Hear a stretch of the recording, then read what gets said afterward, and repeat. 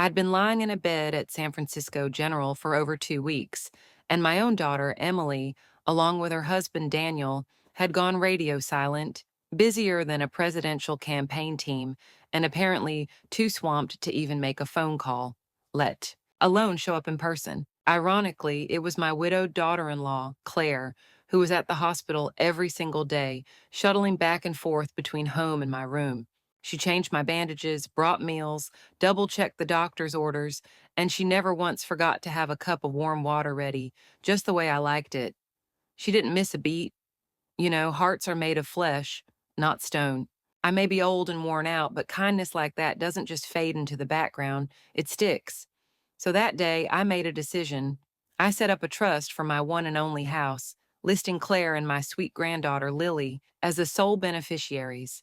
Well, wouldn't you know it, word must have leaked somehow, because bright and early the next morning, my busy daughter, Emily, barged into my hospital room like a storm about to break. She stood over my bed, eyes blazing, finger nearly jabbing into my nose. Mom, this is insane. You always said you never played favorites, but now that my brother's gone, you're leaving the house to his wife? She's not even your blood. Oh, the irony. Funny how I never realized just how fragile my daughter's logic was. Flimsier than my arthritic knees, and those have been failing for years. So, in her mind, if I don't give the house to her, I'm playing favorites. I'm senile. Fine. If that makes me the crazy one, I'll wear that hat proudly. It's a hell of a lot better than being heartless. The evening sky hung low over the Bay Area like a soaked, threadbare quilt, damp, heavy, and gray. I was just about to reheat some leftover risotto from the night before when a sudden, stabbing pain shot through my lower right abdomen. It felt like a rusty screwdriver twisting straight into my gut. Deep, violent, unrelenting. The pain was blinding. It tore through me like something wild and ruthless thrashing around inside. Cold sweat soaked through my shirt in an instant. Beads of it rolled down my forehead as the kitchen around me blurred like a window fogged up with steam. I gripped the cold marble counter, trying to steady myself. Even breathing had become a struggle. My husband passed years ago, and Brian, my only son, has been gone for a while now, too. Even though my daughter-in-law, Claire, still lives with me, she is usually out working, same as today. This house usually feels quiet. Right now, it felt hollow, like a frozen cavern, echoing only with the sound of my ragged breathing. I stumbled into the living room, hands shaking as I fumbled for my phone. My fingers were trembling so hard, I couldn't even unlock the screen on the first few tries. Through the haze in my vision and the panic pounding in my chest, I told myself again and again, don't fall, not now. You can't fall now. I clenched my teeth and dialed 911.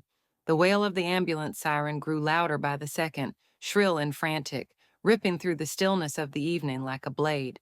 By the time they loaded me onto the stretcher, the ceiling above seemed to spin, stark white, cold, slipping farther and farther away like the surface of some distant frozen lake. At the ER, the diagnosis came fast: acute appendicitis. I needed surgery immediately.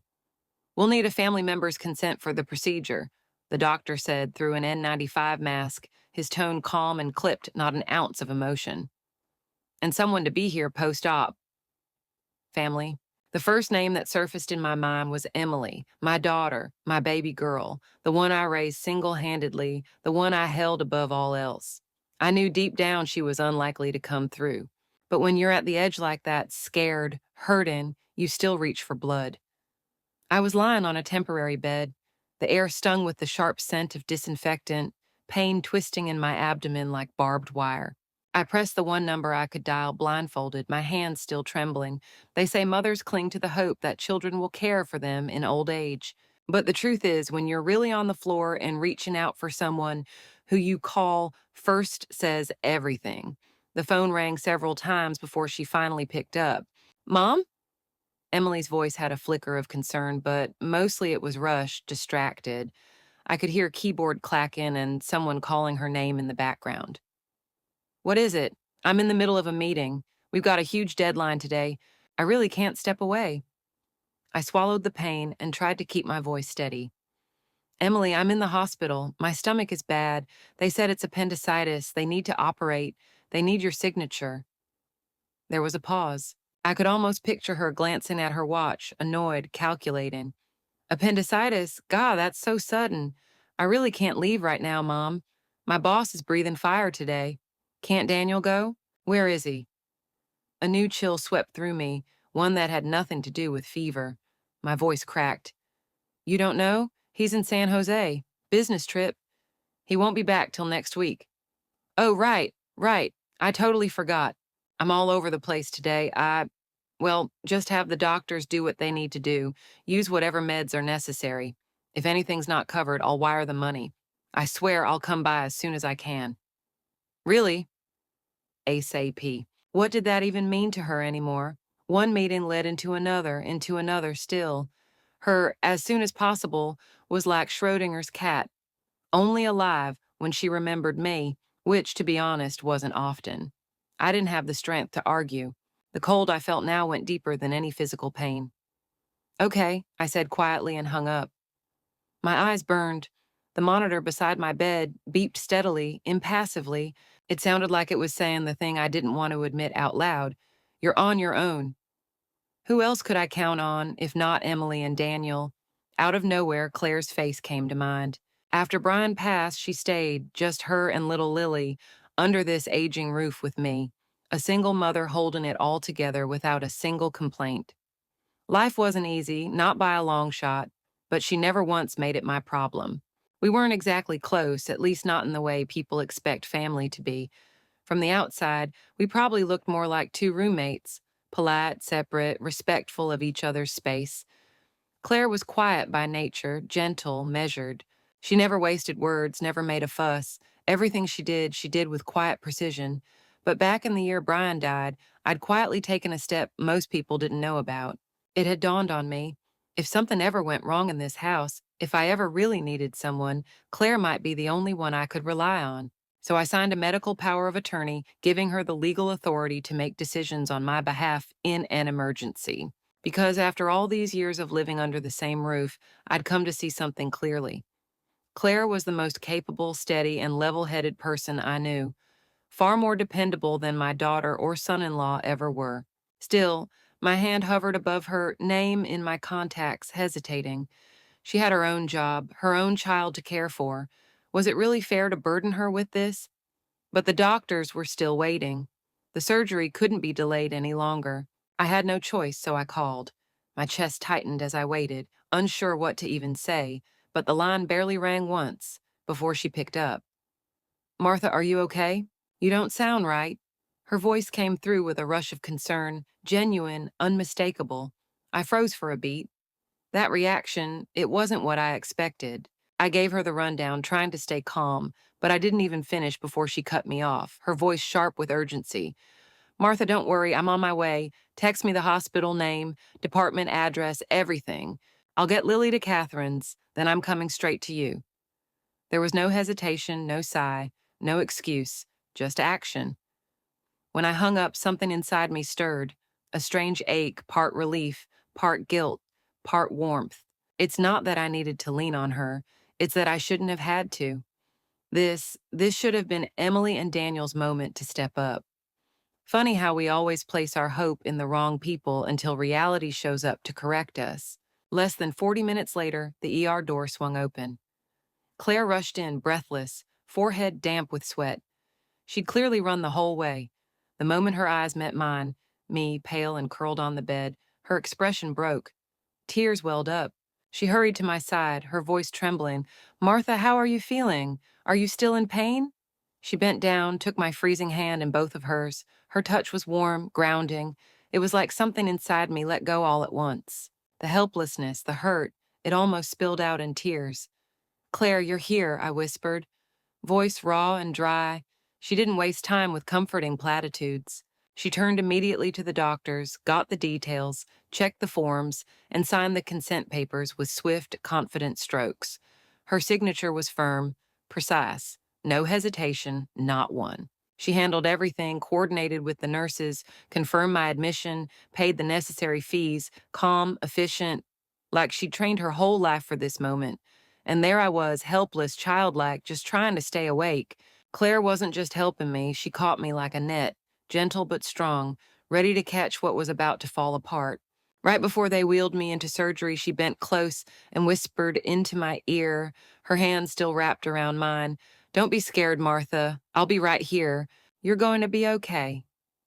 As the anesthesia crept through my veins, blurring the edges of the room, I held on to the last image I could. Her tearful eyes, steady and warm, lit from within with the kind of strength I had almost forgotten existed. In that cold, sterile hospital, she was the only light left, and somehow that was enough. The surgery went well. When I came to, the sky outside was ink black. Only a small bedside lamp lit the room, casting a faint milky glow onto the white hospital walls, soft and still, like moonlight that had lost its way. Claire had fallen asleep at my bedside, her head resting on folded arms. She was still wearing the same light jacket from earlier, her hair tousled, her face pale and drawn with exhaustion. It was clear she hadn't slept a wink. Outside the window, San Francisco shimmered in the distance, a spill of color and light like someone had tipped over a painter's palette. The city lights danced lazily across the glass. Inside the room, everything was hushed. The only sounds were the steady beep of the heart monitor and Claire's gentle breathing, slow and even. I moved my fingers slightly. The soft rustle of the sheet stirred her. Her eyes flew open. She blinked hard, rubbing at the corners with the back of her hand, still caught between sleep and worry. As soon as she saw me awake, she leaned in, her voice laced with unmistakable care. "You're awake. How do you feel? Does it still hurt? Should I call the nurse?" Her questions came in a rush, urgent but tender. I shook my head. My throat was bone dry. "Water." She stood up immediately, poured a little warm water from a thermos, then dipped a cotton swab and gently touched it to my lips. "The doctor said you're not allowed to drink just yet, but I'll help you moisten your throat," she explained softly, moving carefully as if afraid I might shatter.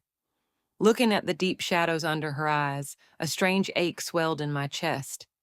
"Claire, this is too much for you. You shouldn't have to carry all this." She smiled, shy but warm. "Don't say that. Brian's gone, but you're still family. You're Lily's grandma, taking care of you. That's what family does." She paused.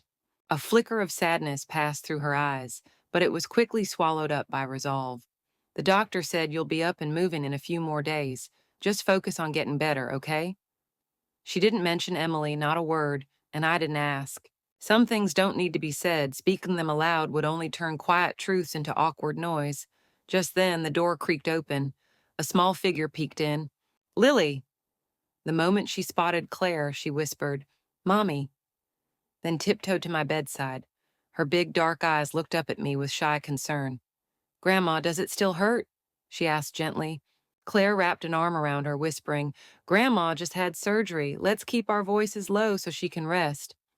Lily nodded solemnly. From her tiny backpack, she pulled out a piece of candy wrapped in bright foil that sparkled under the lamp's glow. She placed it on the pillow beside me. "Here, Grandma. If you eat this, it won't hurt anymore." Her voice was clear and sweet like a wind chime, brushing the softest part of my heart. I looked at the two of them, one holding strong, the other leaning in, and something stirred deep inside me, something I couldn't name. After Brian died, it had just been the two of them, alone but never broken. Claire never remarried, never walked away. She bore the weight of it all quietly and fiercely, never once looking for an escape. Me, as her mother-in-law, I'd done so little. Some money here and there, maybe, but real care, real concern, I'd always held back. Somewhere in my mind, I kept a distance. She wasn't my daughter, not by blood. We weren't really family. There was always that line, thin but firm. But now, when I was at my lowest, stripped of everything, pride, strength, independence, when I needed someone to simply stay, it wasn't the daughter I raised. It was Claire, the one I thought stood on the other side of the line. She's the one who stepped across it and never looked back. The following 2 weeks became a chapter in my life I'll never forget. Quiet, sobering, and strangely clarifying. Just as I'd expected, Emily and Daniel remained nowhere to be found, too busy, too important, too in demand to be present. Emily came by twice, only twice. The first time was the day after my surgery. She swept into the room with a basket of imported fruit, apples still wearing their shiny little barcode stickers. Not one had been peeled, let alone offered. They were more centerpiece than sustenance. She wore a tailored pencil dress, heels clicking confidently, makeup flawless, like she'd just stepped off the stage at a finance conference. "Mom, how are you feeling?" "I really can't stay. I've got a Zoom call with a client in Europe this afternoon. Just wanted to check in quickly." She spoke while swiping through her phone, her eyes barely grazing mine, never staying longer than 3 seconds. I looked at her, my mouth twitching, unsure what I even wanted to say. In the end, I just exhaled. "Go on," I murmured. "Work comes first." She let out a visible breath, relief, not guilt, and headed straight for the door. "If anything comes up, just call me or have Claire reach out, okay?" Her heels echoed down the hallway, sharp and hollow. The lingering trail of her perfume hung in the air long after the door closed, a reminder of her visit. More scent than substance. The second time she came was just before I was discharged. No fruit basket this time. She stepped in, said a quick, "You're looking much better," and then launched into a monologue. Her overloaded calendar, Daniel's endless business trips, how expensive those hospital bills had become, how insane the cost of living in California was. She went on, and underneath every complaint, the message was the same. She was tired. She had it rough too. I lay there listening, staring at the ceiling, and whatever small, stubborn hope I'd been clinging to finally gave out, quietly, completely. As for Daniel, he only called me once, day 3 of my hospital stay. "I'm really sorry, Martha. I'm up in Seattle right now, but I promise I'll make it up to you once I'm back." He didn't. They were always busy. Busy climbing ladders, chasing bonuses, staying ahead. Busy becoming the kind of people who impress strangers at cocktail parties. Too busy to notice the people who'd quietly been waiting for them to look up. That whole time, as the sun filtered softly through my hospital blinds, painting dappled shadows on the sheets like brushstrokes on an old canvas, it became painfully, beautifully clear. The person holding up my world wasn't Emily. It sure as hell wasn't Daniel. It was Claire. The day I was discharged from the hospital, the nurse wheeled me out to the hospital entrance. The sunlight was so bright, it made my eyes water. But all I could think about was one thing: I finally get to sleep in my own bed again. Claire was already there, waiting with Lily by her side. That little girl darted toward me like a squirrel, clinging to my legs and whispering, "Grandma, we're here to take you home." She held Claire's picnic basket in one hand and tugged at me with the other. Her smile was so sweet it nearly brought tears to my eyes. Back at the house, Claire eased me onto the sofa, fluffed the pillows behind my back, reheated a bowl of porridge, and gently draped a soft blanket over my legs. "Don't let your knees get cold," she said, her voice light, almost instinctive, like a daughter tending to her own mother. I opened my mouth to thank her, but couldn't quite get the words out. Instead, I gave a small nod. We'd moved long past the need for polite exchanges. She never did anything for recognition, never asked for anything in return. Emily, on the other hand, didn't show up at all that day. She sent a 5-word text. "Is everything still going okay?" Not even a full sentence. I replied, "All good." And that was that. Radio silence. She never responded. I figured, as usual, she was probably too busy again. But the next day, she surprised me. She arrived in full office attire, carrying no flowers, no fruit, just a manila folder and the smell of too much perfume.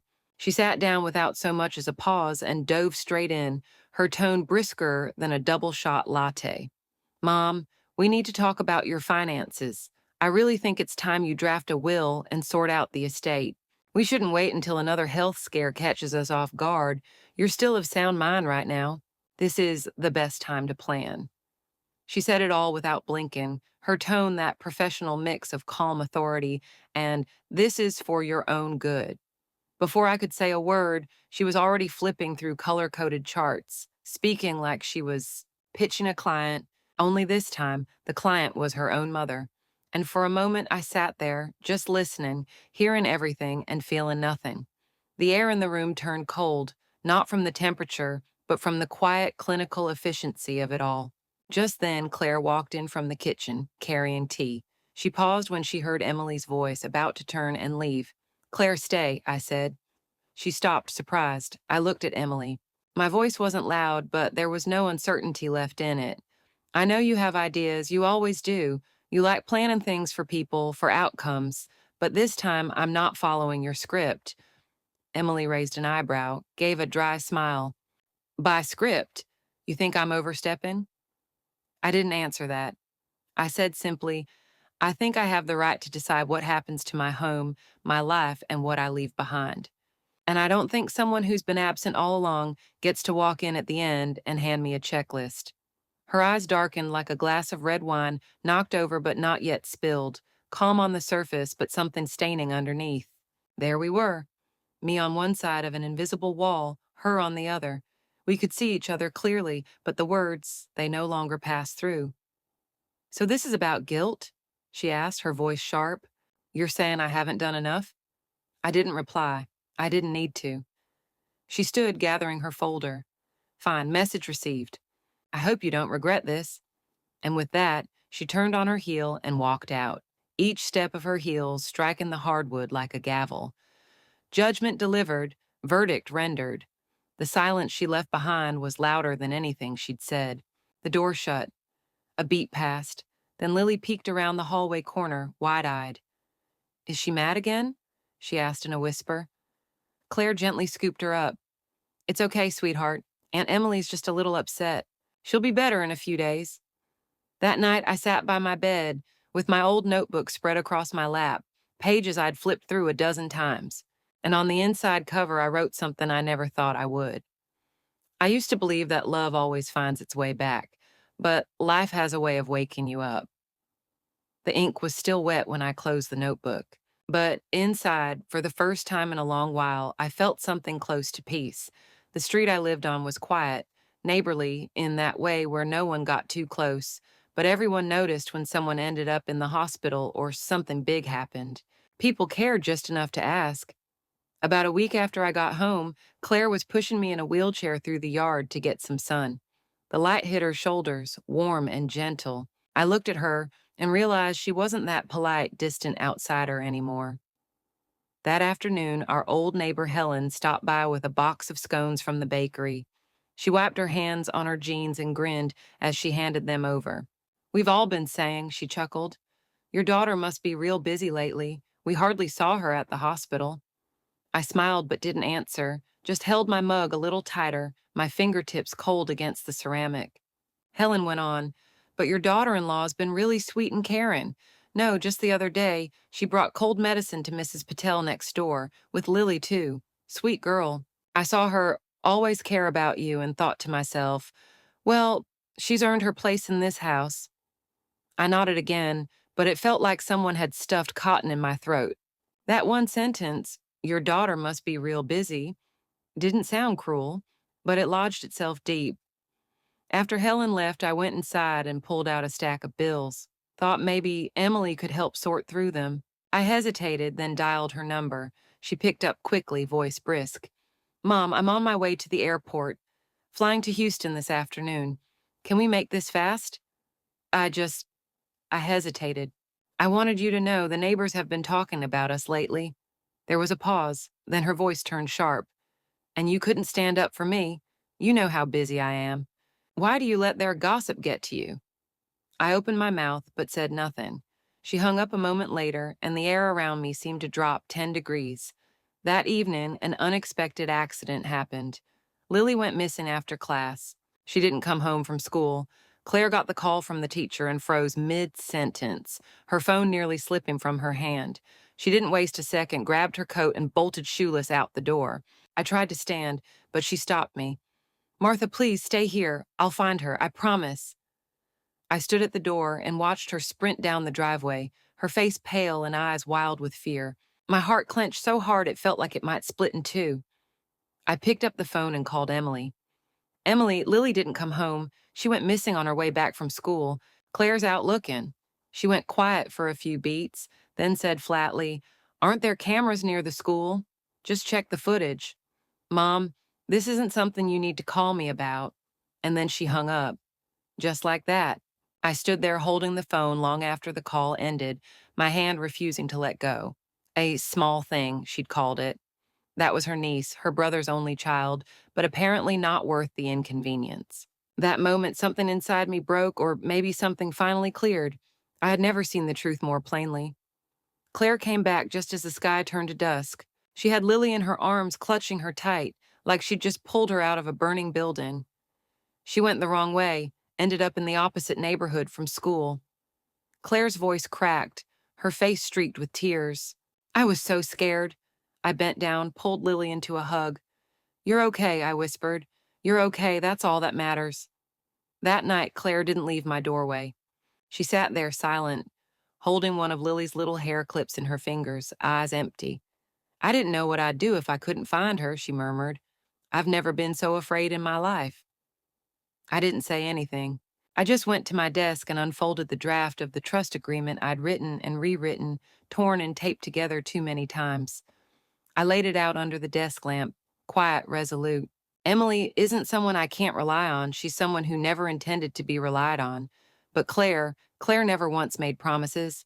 She simply showed up again and again and never once walked away. That night I couldn't sleep. After tucking Lily in, Claire tiptoed into the living room. She gently adjusted the blanket over me without asking if I was awake. "Call me if you need anything," she whispered, then quietly shut the door behind her. The lamp beside me cast a faint golden glow. I lay there staring at the ceiling, my mind anything but still. It wasn't pain that kept me up, nor lingering tension. It was a deep, bone-aching loneliness. I got up, wrapped myself in a coat, and wandered into the study, hoping an old magazine might distract me. Instead, in the corner, I found a gray plastic box I hadn't opened in years. Inside were Brian's notebooks and a few of his old things I'd never had the heart to go through. As soon as my hand brushed against the pile, I felt it, an envelope. My name was written across the front in a handwriting I could never mistake. Brian's. "Mom, if you're reading this, it means I didn't make it to grow old with you. But I'm not worried about you being alone, because I know Claire will be there. She's soft-hearted, stronger than most, and she never complains, not even when she should. After I'm gone, it'll be hard on her. Raising Lily on her own won't be easy, but she'll carry it. She always does. She's stubborn, like me. I know Emily never liked me much, said I was too passive, that I never fought for anything. But I just never saw the point of fighting in a family. I let her have her way, not because she was right, but because she always thought you loved me more. I didn't want to make that wound deeper. But I worry that as she gets older, she'll only look out for herself. She's smart, driven, capable, but she doesn't know how to care, not really. She doesn't know when to stop and look around. So if one day you need someone and she's not there, don't blame yourself. It's not because you didn't raise her right, it's because she forgot how to turn around. As for Claire, I don't think you ever truly got to know her. She once gave up a promotion to stay by my side when I got sick, never told anyone. She'd come home, smile, and make soup like nothing happened. She's the kind of person who never makes a big deal, just quietly takes the weight from your hands when you're too tired to hold it. So, if you ever decide to leave something for her, it's not favoritism, it's gratitude, and I really want to thank you for that. Love always, Brian. By the time I finished reading, the letter was soaked with tears. All those years, I thought my son was passive, too gentle, too willing to step aside. But in truth, he had seen everything more clearly than any of us. He didn't speak up, not because he didn't care, but because he did. He saw Emily's entitlement. He saw Claire's sacrifices, and somehow, even back then, he had already seen the moment I found myself in now.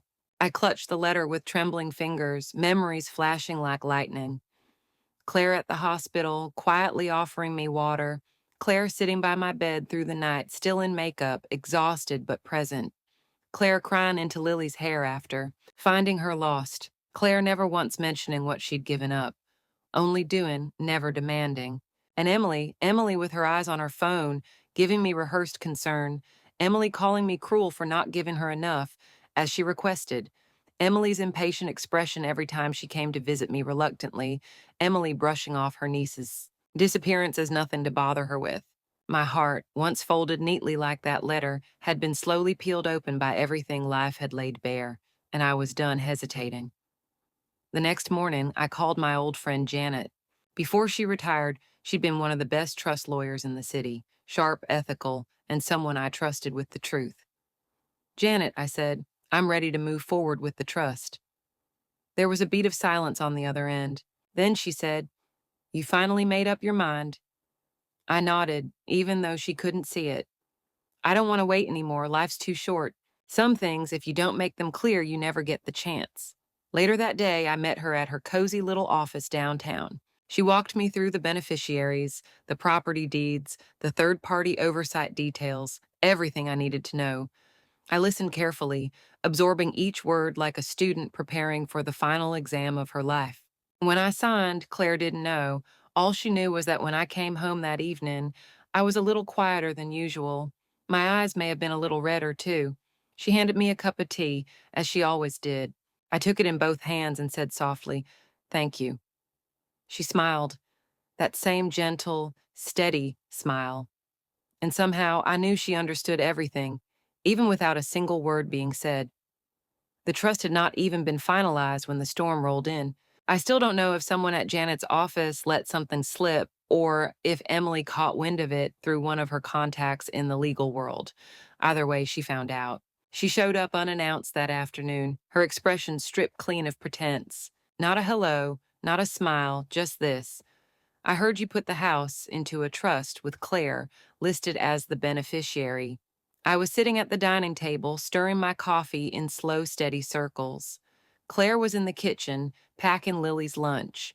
Emily's voice cut sharp through the air, loud enough for Lily to pause and glance over her shoulder. "Who told you that?" I asked, my tone calm, measured. "That's not important." She slapped a stack of paperwork onto the table. "I'm here to let you know if I believe you're making irrational decisions, I will initiate a mental competency evaluation." I didn't flinch, but Claire stepped out of the kitchen, her face noticeably pale. "Emily, that's out of line," she said quietly. But there was an edge in her voice I hadn't heard before. Emily gave a cold little smile, all teeth and no warmth. "I'm simply ensuring my mother makes the biggest decision of her life with a clear head and not out of emotional manipulation." Before I could even respond, Claire walked to my side, gently slid the documents back across the table toward Emily, and said, "If it gives you peace of mind, I'll remove myself. I never asked for this house. I never expected it." Her eyes were red, but she didn't cry. She wasn't weak.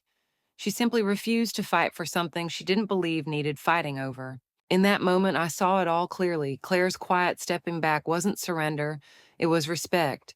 Emily's aggression wasn't about fairness, it was entitlement. Her belief that everything should be hers by default. I stood up, one hand on the back of the chair, my voice steadier than it had ever been. "Emily," I said, "if you came here today to test whether I'm still of sound mind, let me put your concerns to rest. I am, and far more than you realize." She opened her mouth to argue, but I didn't give her the chance. "Claire is stepping back out of decency, out of love for this family. But let me be perfectly clear. This house, I bought it with the savings of a lifetime. Who it goes to is my decision, not yours." I met her eyes, not blinking. "You say I'm being emotional? You're right, I am. But my emotions are rooted in who's truly been here for me, who's shown care. You don't like it? Maybe that's because it's been a very long time since you left behind anything in this home that resembled affection." The room went silent, save for the faint hum of Lily's cartoon playing in the background. Emily stared at me for a long moment. When she finally spoke, her voice was lower but still cutting. "So now I'm being compared to her." I let out a slow sigh. "I'm not comparing," I said softly. "You're my daughter. That won't ever change. But love in a family, it isn't guaranteed by blood. It's built day by day. And you've been absent too long to expect something that was never earned." She said nothing, just gathered her papers, eyes hard, jaw tight. Then she turned and walked out without another word. When the door clicked shut behind her, Claire walked over quietly. "I'm sorry, Martha," she said. "I didn't mean to cause all that." I shook my head. "You didn't do anything wrong. I'm just sorry it took me this long to say what needed saying." That night I sat in the living room, the soft sound of Lily practicing piano drifting in from down the hall. I reached for Brian's letter again, unfolding it slowly, carefully. I read every word, and I knew deep in my bones he'd been right all along. Family isn't defined by blood. It's defined by presence, by action. The day the trust agreement officially went into effect, I sat alone in the kitchen, a cup of cold coffee untouched by my hand. I hadn't told anyone, not even Claire. The papers had been signed 2 weeks earlier. The entire house, now placed in a living trust, was to be co-managed by me, Claire, and Emily. Lily's share was secured within the trust, safeguarded under my name until she came of age. I knew this decision wouldn't be easy. I knew not everyone would accept it, but it was clear-headed. And it was fair because I've always believed love isn't declared with words. It's proven in the moments when someone is at their weakest, and you choose to stand beside them. Emily showed up again, unannounced, just like before. No greeting, no warmth, just a folder in her hand, and a chill in her eyes colder than the winter wind. "Do you even know what you're doing?" she snapped as soon as she crossed the threshold. Even Lily, coloring quietly at the table, stopped mid-doodle. I calmly closed the ledger I'd been reading and answered, "Yes, the papers are signed. It's a three-party arrangement." Emily stepped closer, radiating tension. "So that's it. You just write me out. You're my mother, not hers." "You weren't written out," I replied. "You're still in it, just not the only one anymore." She scoffed, lips tight. "She's not even your blood." Claire had just stepped out from the kitchen and heard that last part. She didn't speak, just untied her apron, gently took Lily's hand, and started to lead her away. "Claire," I called, "you don't have to leave." She hesitated, then quietly stayed, placing herself between us. Emily's eyes narrowed. "Of course she'll stay. She wants me to look like the villain." Claire finally spoke. Her voice was low but steady. "If you believe I've done something wrong, I'll withdraw my name today. I never asked for this. I never fought for it." Her eyes were rimmed red, but not from weakness, from resolve. "I stayed because I've always been here. You feel it's unfair because you haven't." Her words weren't loud, but they landed like stone. Even I paused. Emily's face twitched. She flinched just barely. I stood up and faced her. "You think I'm playing favorites? Fine. Then let me admit something. I have favored you for years, since you were little. I gave you more attention because I thought you needed it more. Your brother and Claire, they never asked for anything. They never demanded. So I poured everything into you." I took a breath. "But over the years, I got sick, and you said you were busy. I fell, and you said you had meetings. I said I was hurting, and you said it wasn't convenient." Emily said nothing, her fingers pressing into the trust papers until they creased. I kept going. "And Claire, she never asked for a thing. She just showed up every time, never late, never missing." Emily finally spoke, voice barely above a whisper. "So now you're giving our home to a stranger?" I pushed the cold coffee aside. "You see a stranger, but she's the one who treats me like family. You're my daughter, but you've become a visitor, someone I need to schedule time with." The room fell into silence, so deep we could hear the ticking of the wall clock, steady and damning. Then Claire broke it gently. "Martha, if this makes things harder for you, I truly don't mind stepping back. I never expected any of this."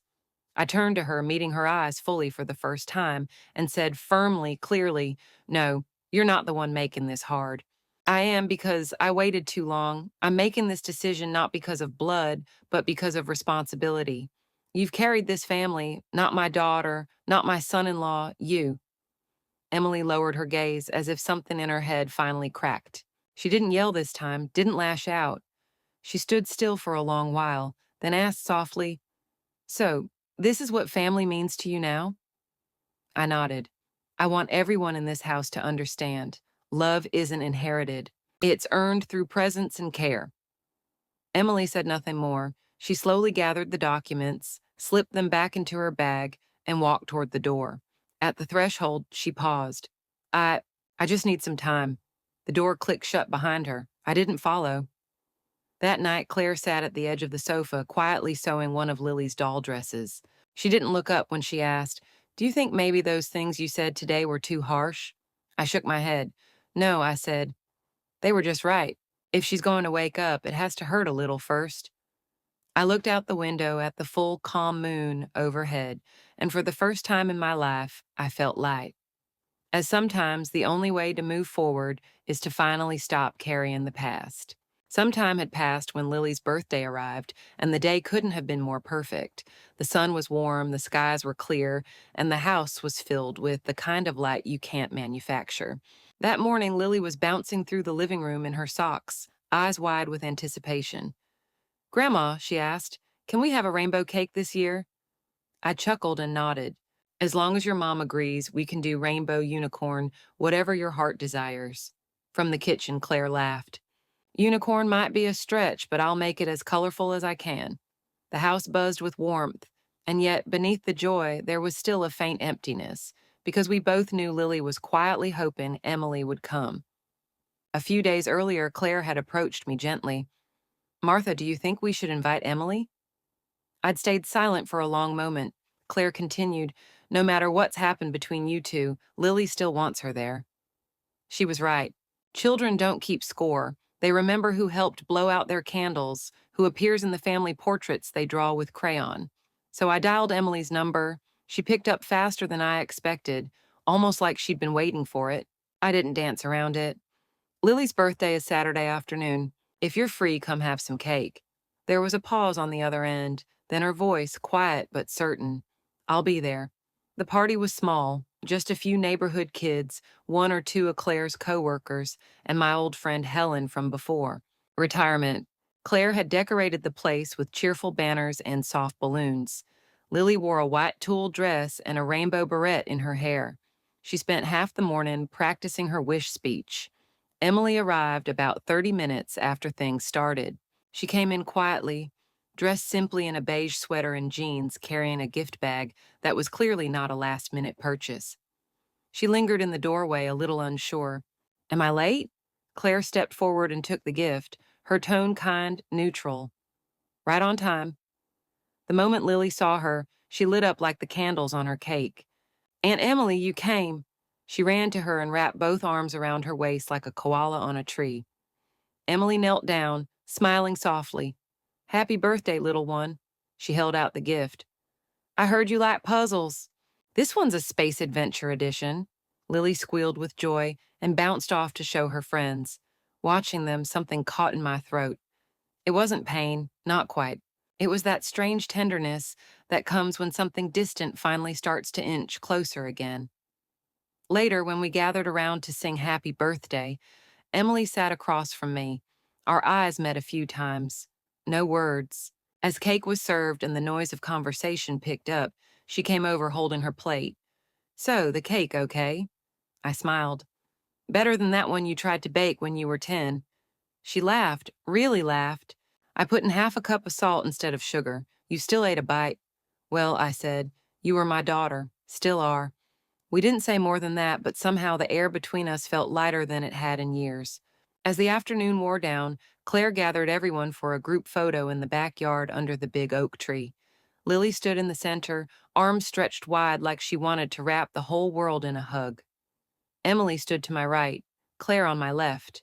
The shutter snapped, and I realized in that moment we were, in some quiet and unspoken way, a family again. Later that evening, as guests trickled out, Emily approached me at the door. Mom, she said seriously, I know I haven't gotten everything right, but thank you for still letting me be part of this. I didn't say, it's about time, or I was waiting for you to say that. I just placed my hand on hers and said, what's past is past. What matters now is what you do going forward. She nodded. And this time, I could tell she truly heard me. And just like that, something inside me exhaled. It wasn't forgiveness, not yet. But it was recognition of effort, of change, of the kind of reaching that, even if late, still matters. Yes, it was enough. Spring came early that year. The roses in the yard had just begun to bud when Lily dashed outside like she'd found buried treasure. Every day after school, her routine never changed. She'd kneel by the garden bed, little watering can in hand, and call roll for each of the plants she'd named: Lucy, Ballad, Daisy, and the tiniest one. That's Hope. I asked her why she named it Hope. She tilted her head thoughtfully. Because it's the slowest one, but I think it'll grow the biggest, prettiest flower. I smiled and nodded, struck by the truth in her words. That little stem, so fragile, so far behind the others, looked exactly like our family. After all the arguments, silences, misunderstandings, and distance somehow, we were still growing toward the light. Retirement surprised me in ways I never expected. I started volunteering twice a week at the local church, helping sort donated food, filling out health intake forms for elderly neighbors who didn't have anyone else. Sitting behind that folding table with a clipboard in my lap, it hit me. Growing old wasn't about being cared for, it was about becoming the caretaker, even if all you could offer was a flicker of light. Claire had grown busier too. She and a few nurse friends launched an online caregiving platform they named Always There. She told me the name came from the idea of taking care of me back at that surgery and the feeling she hoped to bring others: calm, present, unshakable. When I helped her write the website's homepage, she grinned and said, "The first line should be something you said: love isn't inherited, it's earned through action." I didn't reply right away, I just watched her type it in. And for a moment, something warm fluttered in my chest. And Emily, she changed too, not in some grand cinematic redemption arc, no teary apologies under the rain, just small, steady shifts, quiet roots pushing gently through soil. She started calling on weekends, sometimes just to say she wasn't traveling and would love to take me to a museum exhibit. Sometimes it was a message saying, Lily drew a picture for Aunt Emily. And once, when Claire hosted a fundraising live stream for her platform, I noticed a comment pop up in the chat: clapping for everything you all are doing. It was from Emily, but the moment that stayed with me happened on a Tuesday. We'd gone to visit an elderly man in a rural care facility, someone Claire was helping get into a home care program. His legs no longer held him steady, and his speech came in short, broken bursts. Still, Claire adjusted his bed with a smile, chatting softly. When he spoke of his youth, his eyes lit up like windows catching the afternoon sun. Emily had come just to drop off some supplies. She stood near the door, phone in hand, clearly waiting for a work message. But then the man turned toward an old photo on his bedside table. In it, a young boy sat in the lap of a tired but smiling woman. My mother, he said, raised me alone, worked 3 jobs, skipped meals so I could have milk. She died before I could give her anything nice. I always thought I had more time. His voice cracked on the last word. The room fell still. I didn't turn to look at Emily, but I felt the silence shift. Out of the corner of my eye, I saw her slowly lower her phone and quietly tuck it away. Then, wordlessly, she walked to the bedside and gently pulled the old man's blanket back over his shoulder. On the drive home, we passed endless fields glowing gold in the late light. Emily sat in the passenger seat looking out the window. After a long silence, she said quietly, "Mom, when I was little, I never thought you were doing a lot for us, that you had made great sacrifice. I thought you were just Mom, like some kind of machine that didn't get tired, didn't get sad. But you were tired, weren't you?" My hands gripped the steering wheel. I didn't answer, not out of hesitation, but because I didn't need to. She finally saw it. She felt it. She didn't cry out loudly. She didn't say she was sorry, but I knew she was. When we got home, she sat at the table for a long time, quiet. Then, out of nowhere, she looked up and said, "Claire, thank you for taking care of her all these years." Claire looked surprised, but her response was gentle, like always. "Don't thank me. We're a family now, and going forward, we always will be." Emily glanced at me, didn't say anything else, just gave the smallest of nods, and that was enough. Sunday afternoons look a little different now, and somehow they've become my favorite part of the week. Our backyard, once the quietest on the block, is now the liveliest little courtyard in the neighborhood. Claire's in the kitchen, sleeves rolled up, orchestrating a roast chicken like a symphony. Emily's at the counter beside her, whisking salad dressing while half joking about how Lily's math worksheet ended up smudging the linen napkins. And Daniel, yes, that once elusive son-in-law, is out back with Lily, both of them covered in bubbles from a science experiment gone hilariously wrong. His laughter echoes louder than hers. I sit in my old wicker chair under the orange tree, a soft blanket across my legs, and a steaming cup of lemon tea in hand. The leaves rustle gently in the breeze, casting playful shadows across the stone path. In the background, the clinking of utensils, Lily's giggles, and Claire calling out from the kitchen, "Emily, taste this. Tell me if it's too salty." Her voice doesn't carry distance anymore. It carries belonging. I close my eyes and breathe in the sunlight, letting it warm my face. And in that moment, I ask myself, what could be better than this? I'm no longer the woman lying in a hospital bed, waiting for a phone that didn't ring. I no longer measure love in gestures that come too late or not at all. I don't wrestle with guilt over what to leave, whom to favor, or whether blood alone makes a family. I am Martha Green, a woman who finally understands what it means to be loved, and more importantly, how to choose love. Every step I took to get here was worth it. This life, my life, was not walked in vain.